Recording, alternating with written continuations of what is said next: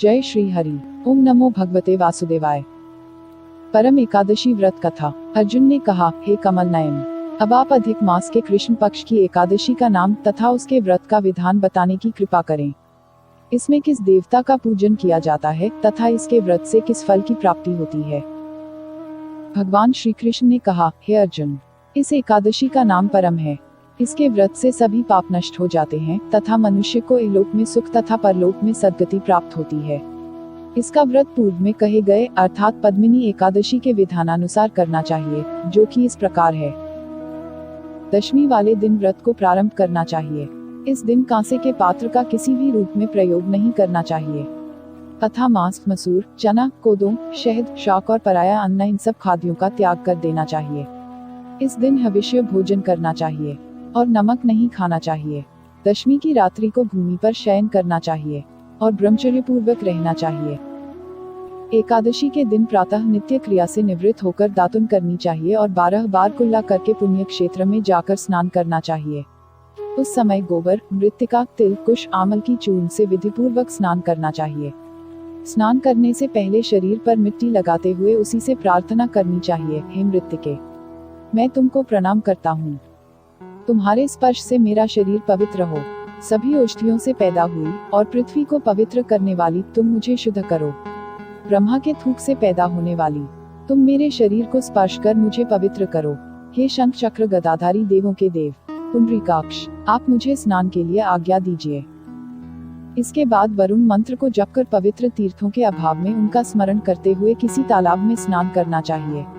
स्नान करने के उपरांत स्वच्छ और सुंदर वस्त्र धारण करके तथा संध्या तर्पण करके मंदिर में जाकर प्रभु का पूजन करना चाहिए। स्वर्ण की राधा सहित कृष्ण भगवान की मूर्ति और पार्वती सहित महादेव जी की मूर्ति बनाकर पूजन करें। धान्य के ऊपर मिट्टी या तांबे का कुंभ रखना चाहिए। इस कुंभ को वस्त्र तथा गंध आदि से अलंकृत करके उसके मुंह पर तांबे, चांदी या सोने का पात्र रखना चाहिए। इस पात्र पर भगवान श्रीहरि की मूर्ति रखकर धूप, दीप, नैवेद्य, पुष्प, केसर आदि से उनका पूजन करना चाहिए। इसके बाद भगवान के सम्मुख नृत्य व गायन आदि करना चाहिए। उस दिन पतित तथा रजस्वला स्त्री को स्पर्श नहीं करना चाहिए। भक्तजनों के साथ प्रभु के सामने पुराण की कथा सुननी चाहिए। अधिक मास की एकादशी का व्रत निर्जल रहकर करना चाहिए। यदि मनुष्य में निराहार रहने की शक्ति न हो तो उसे जलपान या अल्पाहार से व्रत करना चाहिए। रात्रि में जागरण करके नृत्य तथा गायन करके प्रभु का स्मरण करते रहना चाहिए। प्रति पहर मनुष्य को भगवान श्रीहरि या शंकर जी का पूजन करना चाहिए। पहले पहर में भगवान को नारियल, दूसरे पहर में बिल्व फल व तीसरे पहर में सीताफल और चौथे पहर में सुपारी, नारंगी अर्पण करना चाहिए। इससे पहले पहर में अग्नि होम का, दूसरे में वाजपेय यज्ञ का, तीसरे में अश्वमेध यज्ञ का और चौथे में राजसूय यज्ञ का फल मिलता है। इस व्रत से बढ़कर संसार में कोई यज्ञ, तप, दान या पुण्य नहीं है। एकादशी का व्रत करने वाले मनुष्य को सभी तीर्थों और यज्ञों का फल प्राप्त हो जाता है।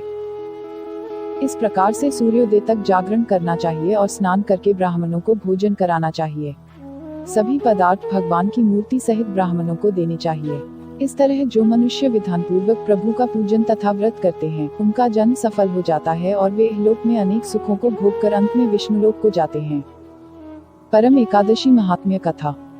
इस एकादशी की पावन कथा, जो कि महर्षियों के साथ काम्पिल्य नगरी में हुई थी, वह मैं तुमसे कहता हूँ।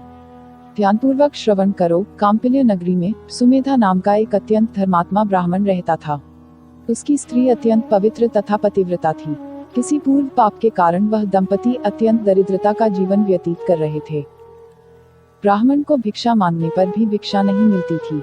उस ब्राह्मण की पत्नी वस्त्रों से रहित होते हुए भी अपने पति की सेवा करती थी तथा अतिथि को अन्न देकर स्वयं भूखी रह जाती थी और पति से कभी किसी वस्तु की मांग नहीं करती थी। दोनों पति पत्नी घोर निर्धनता का जीवन व्यतीत कर रहे थे। एक दिन ब्राह्मण अपनी स्त्री से बोला, हे प्रिय, जब मैं धनवानों से धन की याचना करता हूँ तो वह मुझे मना कर देते हैं। गृहस्थी धन के बिना नहीं चलती, इसलिए यदि तुम्हारी सहमति हो तो मैं परदेश जाकर कुछ काम करूं, क्योंकि विद्वानों ने कर्म की प्रशंसा की है।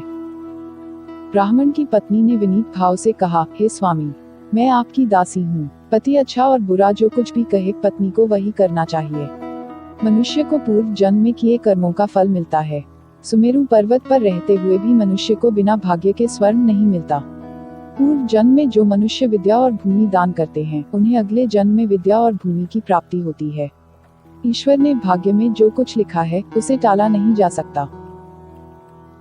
यदि कोई मनुष्य दान नहीं करता तो प्रभु उसे केवल अन्न ही देते हैं। इसलिए आपको इसी स्थान पर रहना चाहिए, क्योंकि मैं आपका विछोह नहीं सह सकती।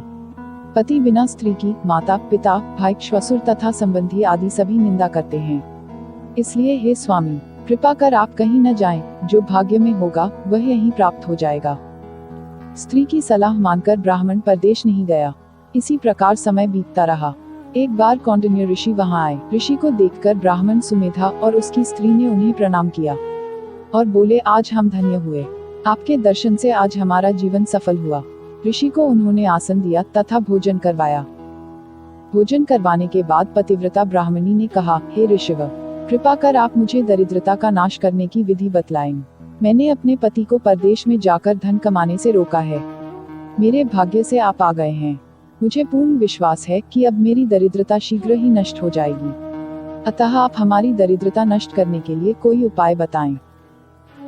ब्राह्मणी की बात सुन कौंडिन्य ऋषि बोले, हे ब्राह्मणी, मल मास की कृष्ण पक्ष की परम एकादशी के व्रत से सभी पाप दुख और दरिद्रता आदि नष्ट हो जाते हैं। जो मनुष्य इस व्रत को करता है वह धनवान हो जाता है। इस व्रत में नृत्य गायन आदि सहित रात्रि जागरण करना चाहिए। भगवान शंकर ने कुबेर जी को इसी व्रत के करने से धनाध्यक्ष बना दिया था। इसी व्रत के प्रभाव से सत्यवादी राजा हरिश्चंद्र को पुत्र स्त्री और राज्य की प्राप्ति हुई थी। तदुपरांत कौंडिन्य ऋषि ने उन्हें एकादशी के व्रत का समस्त विधान कह सुनाया। ऋषि ने कहा, हे ब्राह्मणी, पंचरात्रि व्रत इससे भी ज्यादा उत्तम है। परम एकादशी के दिन प्रातःकाल नित्य कर्म से निवृत्त होकर विधान पूर्वक पंचरात्रि व्रत आरंभ करना चाहिए। जो मनुष्य 5 दिन तक निर्जल व्रत करते हैं वे अपने माँ पिता और स्त्री सहित स्वर्ग लोक को जाते हैं। जो मनुष्य 5 दिन तक संध्या को भोजन करते हैं वे स्वर्ग को जाते हैं। जो मनुष्य स्नान करके 5 दिन तक ब्राह्मणों को भोजन कराते हैं वे समस्त संसार को भोजन कराने का फल पाते हैं। जो मनुष्य इस व्रत में अश्वदान करते हैं उन्हें तीनों लोकों को दान करने का फल मिलता है। जो मनुष्य उत्तम ब्राह्मण को तिल दान करते हैं वे तिल की संख्या के बराबर वर्षों तक विष्णुलोक में वास करते हैं। जो मनुष्य घी का पात्र दान करते हैं वह सूर्य लोक को जाते हैं। जो मनुष्य 5 दिन तक ब्रह्मचर्य पूर्वक रहते हैं वे देवांगनाओं के साथ स्वर्ग को जाते हैं। हे ब्राह्मणी, तुम अपने पति के साथ इसी व्रत को धारण करो। इससे तुम्हें अवश्य ही सिद्धि और अंत में स्वर्ग की प्राप्ति होगी। कौंडिन्य ऋषि के वचनानुसार ब्राह्मण और उसकी स्त्री ने परम एकादशी का 5 दिन तक व्रत किया। व्रत पूर्ण होने पर ब्राह्मण की स्त्री ने एक राजकुमार को अपने यहाँ आते देखा। राजकुमार ने ब्रह्मा जी की प्रेरणा से एक उत्तम घर जो कि सब वस्तुओं से परिपूर्ण था उन्हें रहने के लिए दिया। तदुपरांत राजकुमार ने आजीविका के लिए एक गांव दिया। इस प्रकार ब्राह्मण और उसकी स्त्री इस व्रत के प्रभाव से इहलोक में अनंत सुख भोग कर अंत में स्वर्गलोक को गए। भगवान श्री कृष्ण ने कहा, हे अर्जुन, जो मनुष्य परम एकादशी का व्रत करता है उसे सभी तीर्थों व यज्ञों आदि का फल प्राप्त होता है। जिस प्रकार संसार में 2 पैरों वालों में ब्राह्मण, 4 पैरों वालों में गौ, देवताओं में देवेंद्र श्रेष्ठ हैं, उसी प्रकार मासों में अधिक मास उत्तम है। इस माह में पंचरात्रि अत्यंत पुण्य देने वाली होती है।